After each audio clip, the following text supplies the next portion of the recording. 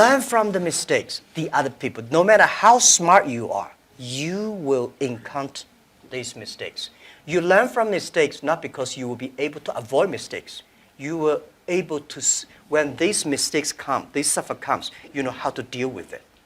I am particularly proud and happy about the young filmmakers, actors, singers, writers, producers that are coming up behind my generation. In particular, Barry Jenkins. Young people understand this young man made 10, 15, 20 short films before he got the opportunity to make Moonlight. So never give up. Without commitment, you'll never start. But more importantly, without consistency, you'll never finish. It's not easy. If it was easy, there'd be no Kerry Washington. If it was easy, there'd be no Taraji Henson, P. Henson. If it were easy, there'd be no Octavia Spencer. But not only that, if it were easy, there'd be no Viola Davis. If it were easy, there'd be no Michael T. Williamson, no Stephen McKinley Henderson, no Russell Hornsby. If it were easy, there'd be no Denzel Washington. So keep working, keep striving, never give up, fall down 7 times, get up 8.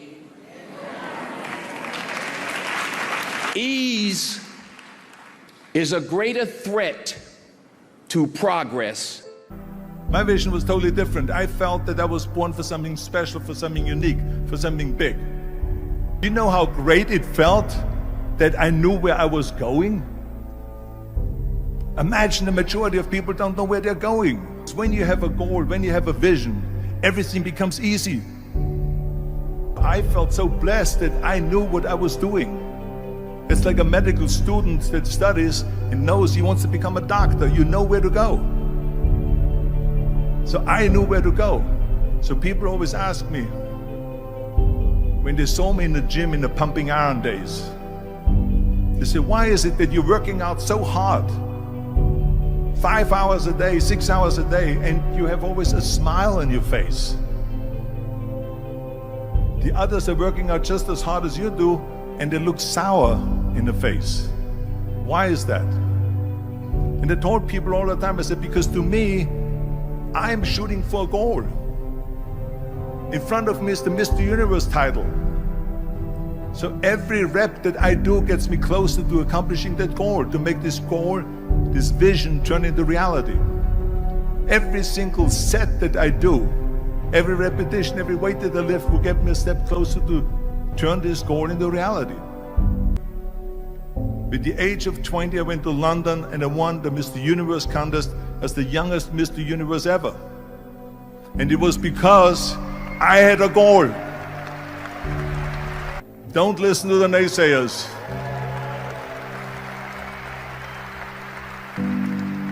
Everything I ever did, the thing that I heard out of people's mouth was, that's impossible. That can't be done. Or no. So whenever someone said to me, it can't be done, I heard, it can be done. When they said no, I heard yes. And when they said it's impossible, I heard, it is possible. I'm a strong believer of what Nelson Mandela said, that everything is always impossible until someone does it. Well, I'm gonna be the one, I said to myself, I'm gonna do it and I'm gonna show it to them. Maybe it has never been done before. That's perfectly fine with me. But I'm gonna do it. And I did not listen to the naysayers. There is no magic pill. There is no magic out there. You cannot get around, you have to work and work and work. And it drives me crazy when people say that they don't have enough time to go to the gym for 45 minutes a day and work out. Or to do something for 45 minutes to an hour a day to improve. If it is physically improve or if it is mentally to improve. Imagine you read 1 hour a day about history.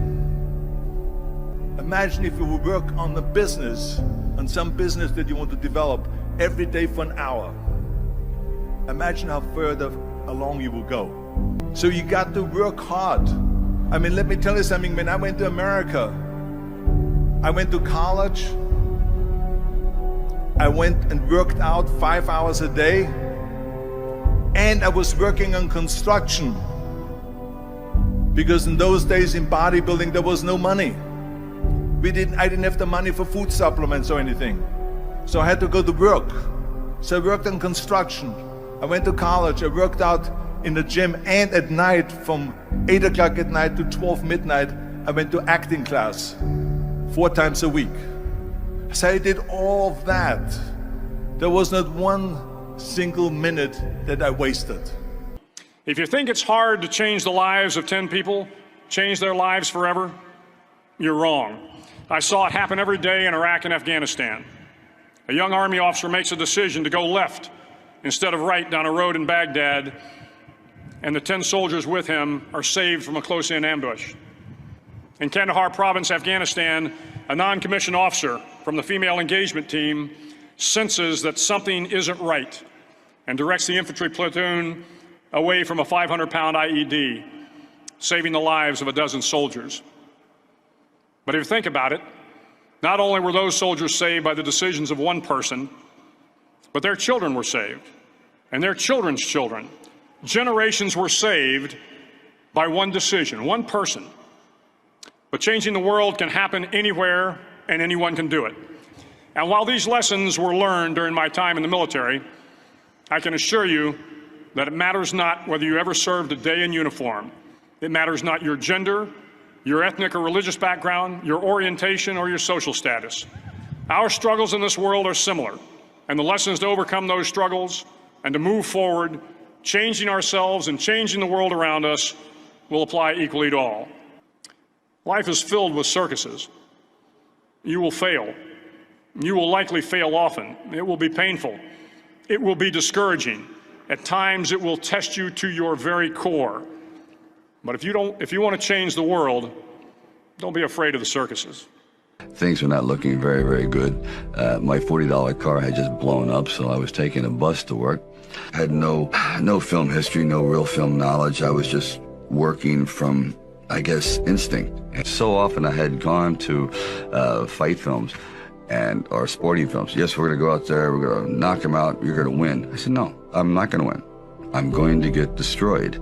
But if I can be lucid, if I can still be standing on my feet, you know what? Then life isn't so bad. At the very end of our lives, if we can still say, you know, we were never humbled, we were knocked down, but we got up, and I can say, I lived life with integrity, and I took all the blows as I still prevailed. To really succeed, no man really is an island. Now, if you know what you're worth, now go out and get what you're worth. But you gotta be willing to take the hits and not pointing fingers saying you ain't where you want to be because of him or her or anybody. Cowards do that, and that ain't you. You're better than that.